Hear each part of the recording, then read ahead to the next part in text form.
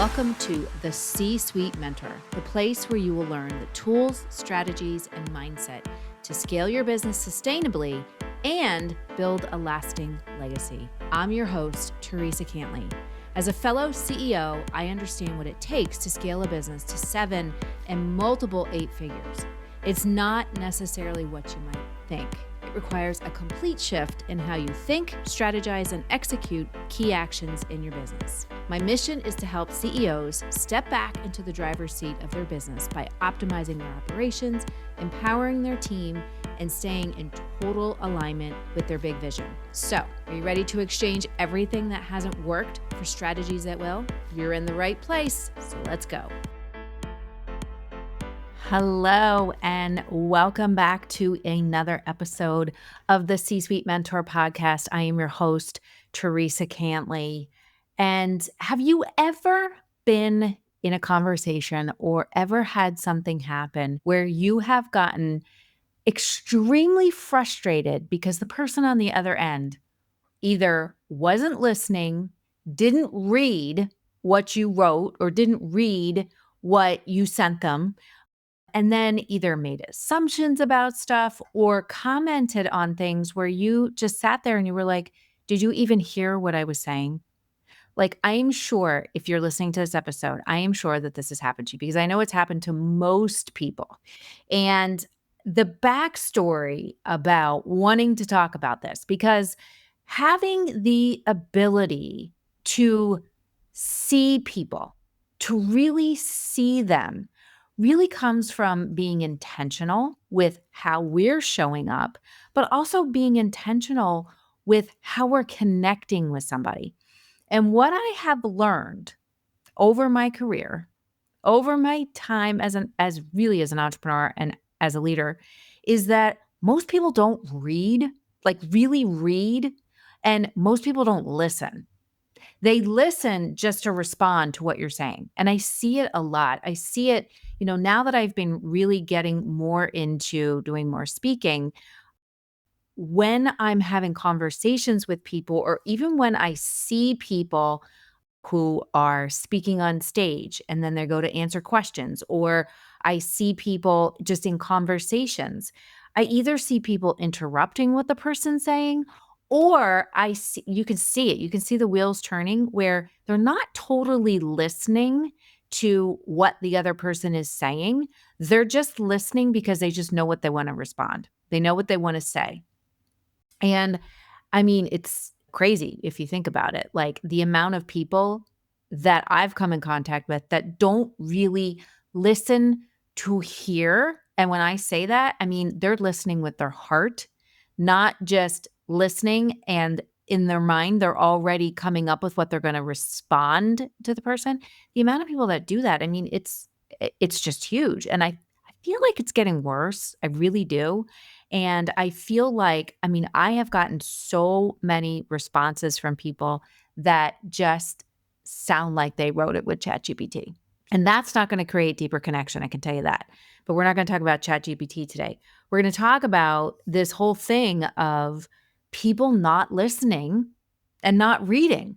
And if you're like, I'm going to give you some things like what happens when you don't listen and you don't read fully. You're not listening intentionally and reading intentionally and responding intentionally, what can happen.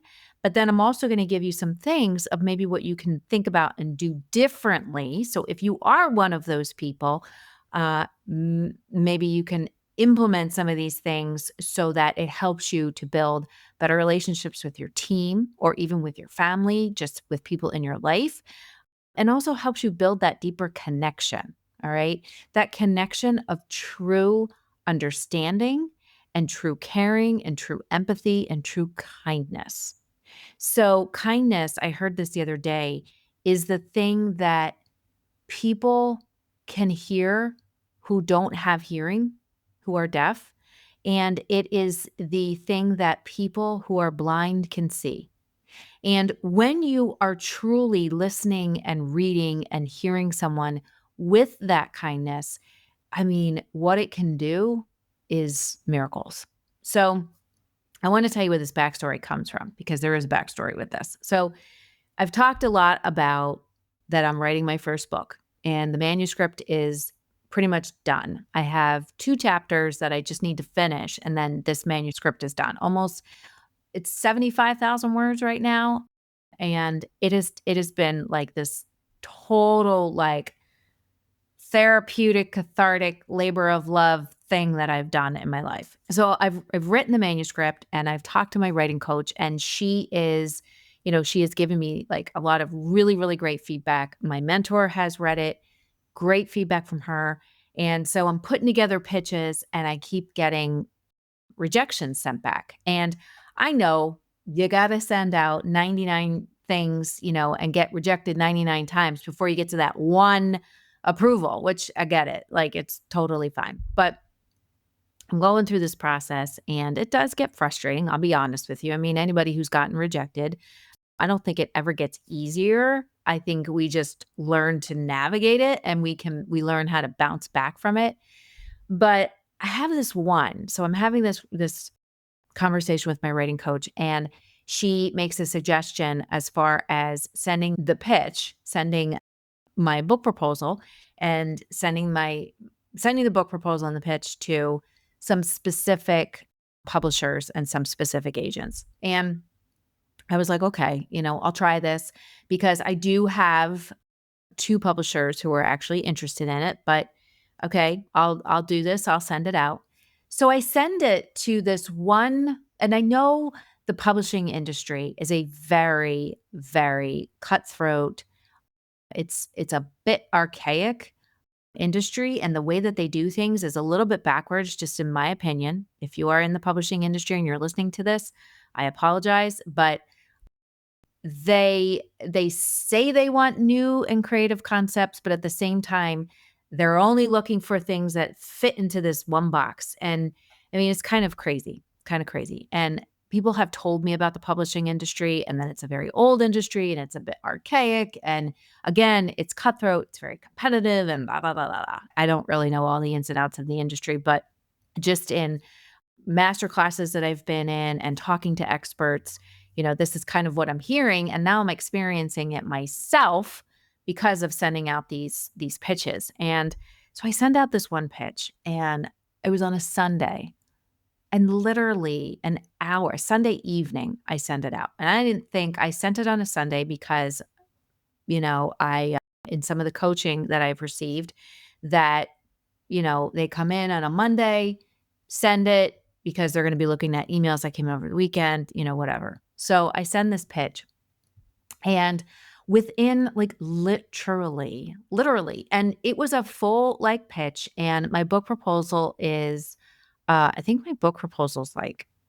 60 pages or something. I mean, it's extensive. There's a lot of, information in there from, a marketing plan to the comparative analysis to sample chapters. I mean, there's all kinds of stuff in it. And it's pretty extensive. Took a lot of time, worked with somebody to actually do the book proposal. So send this over. And literally like 45 minutes later, I get a response that was a mile long from this guy at this one publisher. And the way that this publisher works, it's an independent publisher. So it's a little bit different from like getting an agent and then having them sell the book and, whatever.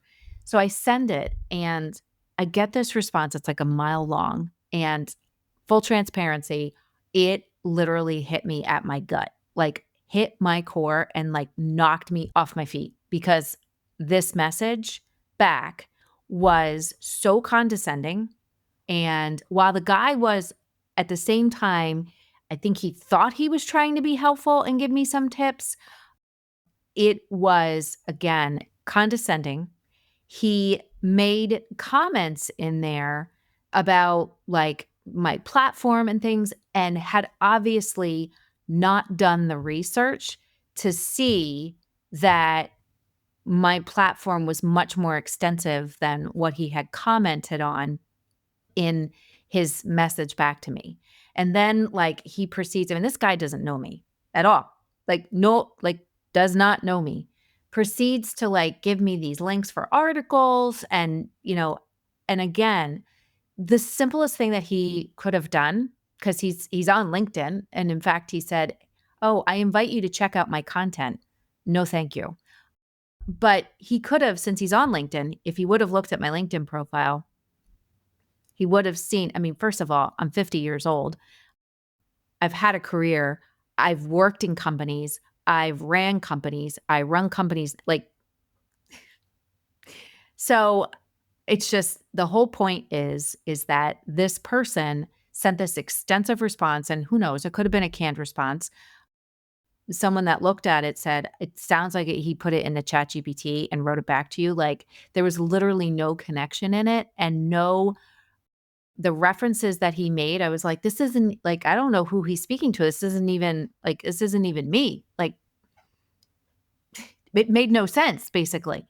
And I just thought to myself, and I said this to my assistant, I said, it's amazing. It's amazing the amount of people who don't take the time to read something completely and even like reading it, but then even maybe doing some back research on stuff before they actually send a response. And also the amount of people who really don't listen from the standpoint of listen to understand, not be understood. So obviously from this pitch, and when I tell you, if you read it, this man, he did not want to understand, but just wanted to be understood. And again, if you read his email and you read, I mean, now you can't read emotion in email, but if you read it, it was almost as if he was trying to prove himself, which there was no need for that. So I thought to myself, the amount of people that don't read and don't listen, and I run into this a lot, like I said, in watching speakers and then how they respond to the audience, or listening to leaders like in meetings where either I'm involved in like chambers, different chamber organizations, or Main Street organizations, and listening to leaders and someone's explaining something, someone's speaking, and you see the amount of people that interrupt, or you see people who the person who's speaking, when they go to respond, they obviously did not listen to anything that the person that was asking a question. They're just, all they wanted to do is they had their response in their head and they just said it. So what does that do? When people do that, it builds a lot of animosity. And I talk specifically about this with a lot of the leaders that I work with every day, managers or leaders in businesses, business owners, is that we want to really listen and read and respond with intention. Because when intention isn't there, it can spiral downward. There's a lot of misinterpretation, or maybe what you wanted to say didn't come out the way that you wanted it to say, or you miss a lot of key points. So what happens when we don't listen, and my old boss was classic for this, classic. I would sit there and literally his beady little eyes would be looking at me, but he had no idea what I was saying because all he had was he had the response in my head. And many times over, he would give me a response and it would make no sense to what I just asked. And then he would come back and say that I was confusing. Whatever. Anyway, what happens when we don't have intention behind when we're listening to someone, when we're speaking to someone, when we are reading something and responding? What happens is, number one, we miss out on the magic in the message. We miss out on the magic of what someone's saying. And one time someone said to me, because I'm classic for saying, okay, this might sound silly. And I did it like 3 times yesterday and I wanted to catch myself because the truth is that you might think it sounds silly, but it might be the most profound thing, or it might be the magical idea that everybody's looking for, which is what happened yesterday.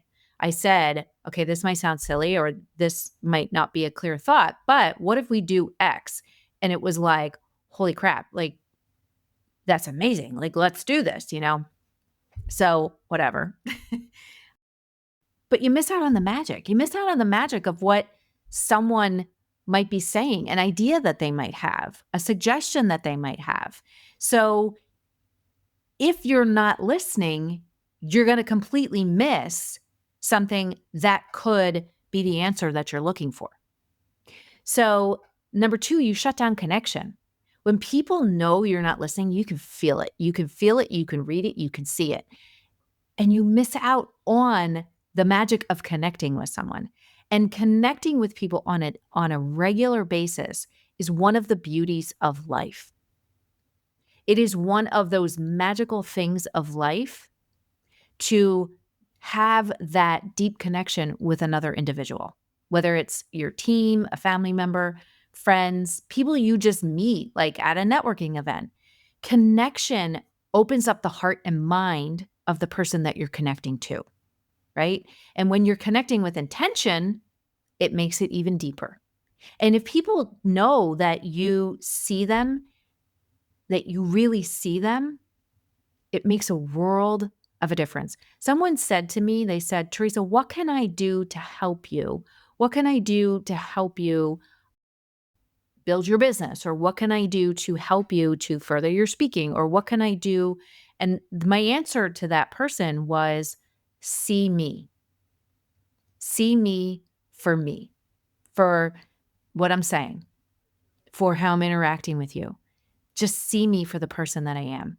And it's very, very rare that people do that because people are constantly, and social media just makes it worse, but people are constantly judging. I mean, if you think about it and you're scrolling through social media, you're constantly judging, constantly judging. You're not even necessarily reading what the person is writing. You're just judging the video or you're judging the photo. Maybe you caught a quick glimpse of the message and you didn't fully read it, and judgment, right? So, because we're judging whether or not we want to look, we want to buy, we want to swipe, we want to, we want to follow that person, we want to work with that person. So there's constant judgment going on. So we when we really truly see people, we can build deeper relationships and really, like, we can elevate who we are, who we're being as a leader, as a person on this planet, right? So we also block the message. We block the message that's trying to be communicated in that moment. And that goes along with missing out on the magic of what someone's saying or missing out on the magic of the idea that the person might have. And they can't even get that idea out. So we block the message that's trying to be shared or trying to be communicated. And again, that relationship that could be built gets lost. One of the most important things that someone said to me about building your business is getting in the room. And when you're in the room, it's making the connections, building the relationships, not based on you going in and just like filling the room with your credentials, but going in and listening to people, hearing them and seeing them. And the last one is that our ability to be of service completely goes out the window.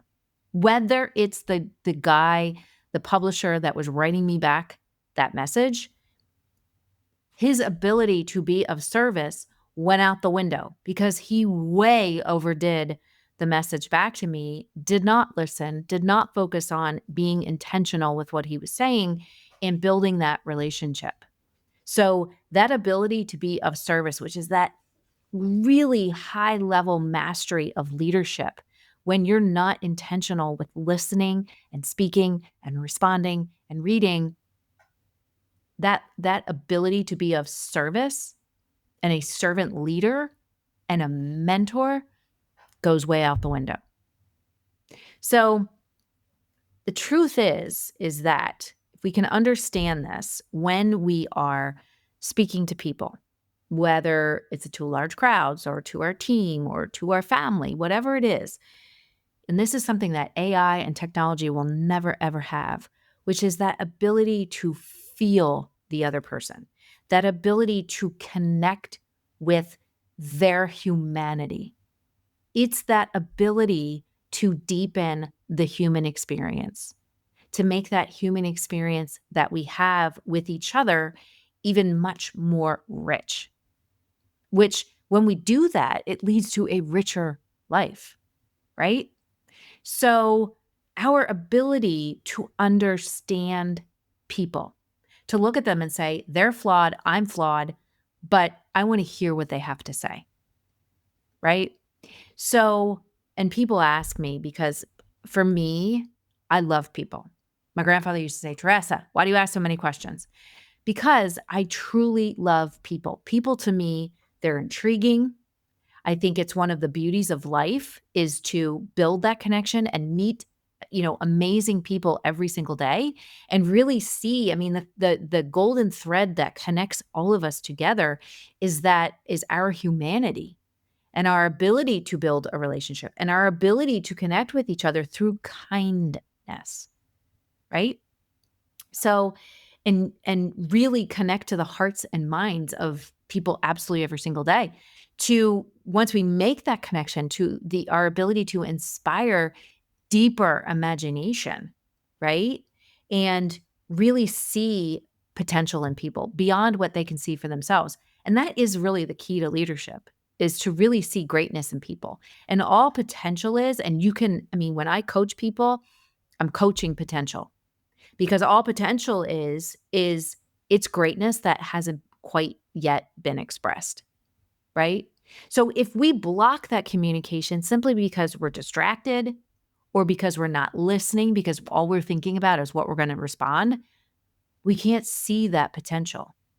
We can't truly see someone for who they are, to hear what they're really trying to say, to hear the message between the notes, right?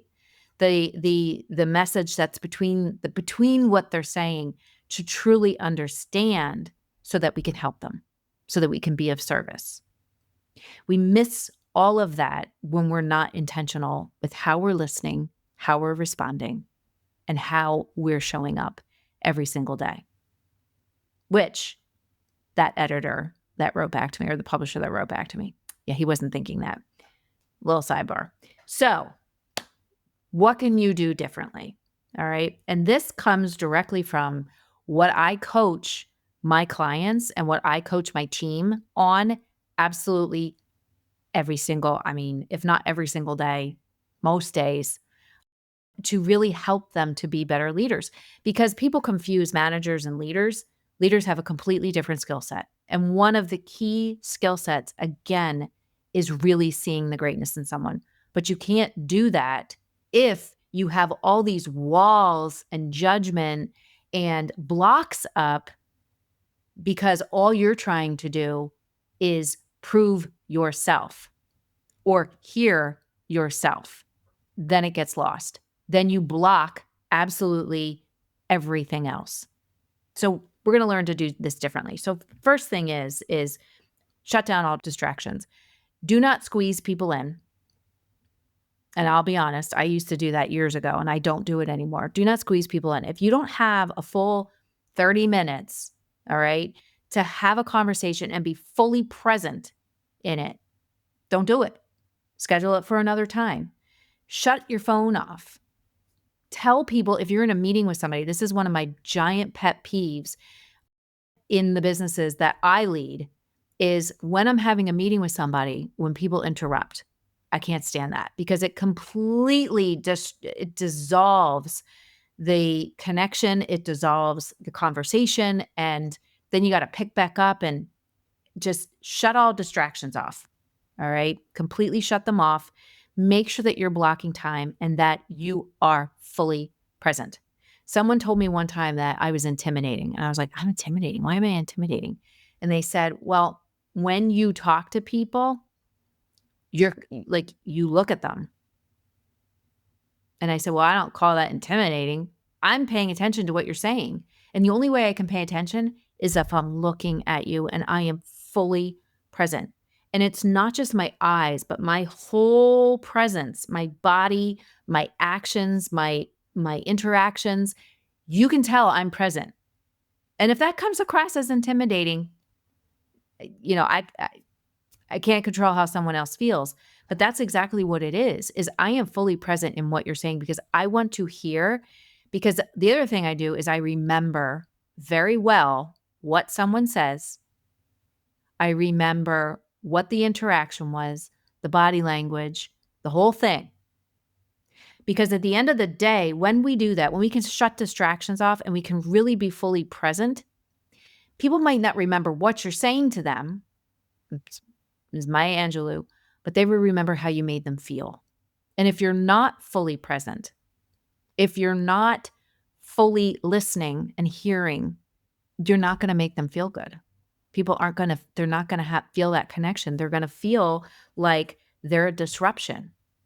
We don't want that, right?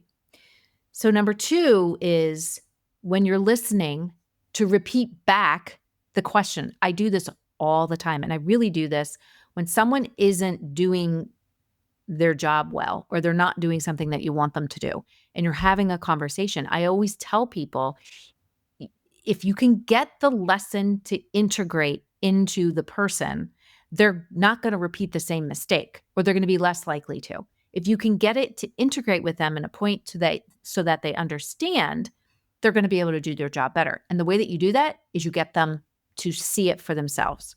So when someone says something, I always tell people, repeat back what they just said to you in the form of, so what I hear you saying is, or what I heard you say is X, and then repeat it back to them. So this does a couple things. Number 1, it shows that you're listening completely to them.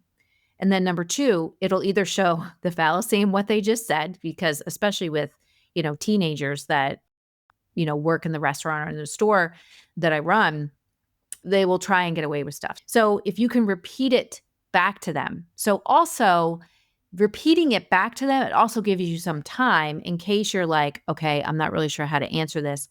It also buys you some time so that you can respond very intentionally. Number 3 is when you're reading something from someone before you respond. Like, I get pitches all the time for my podcast. We get pitches all the time for people to do events at the pub, at the restaurant that I run. Take some time to do some research. Take some time to look into who this is. What are they about? What are they like? What are they pitching to you? I get pitches all the time from nonprofits looking for things. So do some research about what their purpose is so that when you're responding to them, that you're responding and your response, just like my pitch to this publisher, was completely customized based on the publishing company, based on what their value is, what their purpose is, the kinds of books that they put out there, even to who this particular editor was. And he happened to be a VP, by the way. So do the research because it shows you care. Okay? Make eye contact, which I talked about already. I am big on, and it's the physicality of what you're putting out there. Physicality is so important, especially when you are a leader. And if you're somebody who wants to pull the greatness out of someone, or find the greatness and help bring it forward, you are a leader. If you're holding space for people to rise up, you are a leader, whether you have a title or not. Titles do not mean anything. So make eye contact. That physicality, if you're standing up and you're fully present and you have your hands and there's a whole science behind it. So make eye contact. It shows you're listening. And yes, your presence will shift, just like that 18-year-old said that I was intimidating. And I was intimidating because my whole physicality, when you're with me, I'm there. I'm listening. I'm here. I'm here to support. I'm here to help. You have my time. And that's the thing is that we want to do is we want to make time for people. Take notes. And when we take notes, I do this in every single coaching session. I take notes and I digest it. I go back, I reflect on it so that I can make more notes so that I can help the person even more next time. And then follow up. Circle back and follow up. Every time I meet with the managers that in the businesses that I run, or I meet with my team, my own leadership team, anytime I ever meet with them, I always follow back up and say, hey, I know, you had a challenge and we worked through that challenge. How's it going? How are you feeling about things? What else can I help with? How can I support you? Always follow back up because you never know, there might be something still lingering there and you can be of even more service. So Don't be the person that doesn't read or doesn't listen. Don't be the person that just listens to just like shout out a response or is sitting there thinking about something. Because guess what? Number one, you don't need to prove anything to anybody else except yourself, right? Number two, you don't miss out on the magic. Don't block the message. Don't shut down the connection. And really don't shut down the ability for you to be of service to someone else, because that's what's going to really make a difference in the life of others. And in order to live a big life and a rich life, we want to have those rich connections. And those connections are built on intention and presence. So I hope that this episode helped you. Until next time, I hope you have a great rest of your week. And I am going to have lots of great stories because I am going to an amazing event, a leadership event that I was invited to. And it came out of having intention and having meaningful conversations with someone that I met virtually and just kept connecting with them to see how I could help and support. And now I'm going to this event. It's his event that I was invited to. And I'm going to meet someone that I have wanted to meet from day one, who has been a huge mentor in my life, Damon John. So until next time, I will share the stories from that. But I hope you have a great rest of your week. Remember, be intentional, be present. Kindness can go a long way. All right, take care. Hey there. Thank you so much for listening. If you found value on this show, please follow the podcast so you never, ever miss an episode. And I would love, love, love if you would leave a review on Apple Podcasts or Spotify for me. Even better, share the show with a fellow business owner ready to step fully into their CEO leadership role. Because right now, more than ever, the world really needs next level leaders. And by the way, did you know you can text me all your questions and get real-time feedback? You absolutely can. Just text the word CEO to me at 610-215-2838 to get connected. One last goodie for you before I go. If you're ready to scale your business and have a co-creator working right by your side, my C-Suite Mentor Program may be perfect for you and your possible new second in command. Just visit thecsuitementor.com to get started.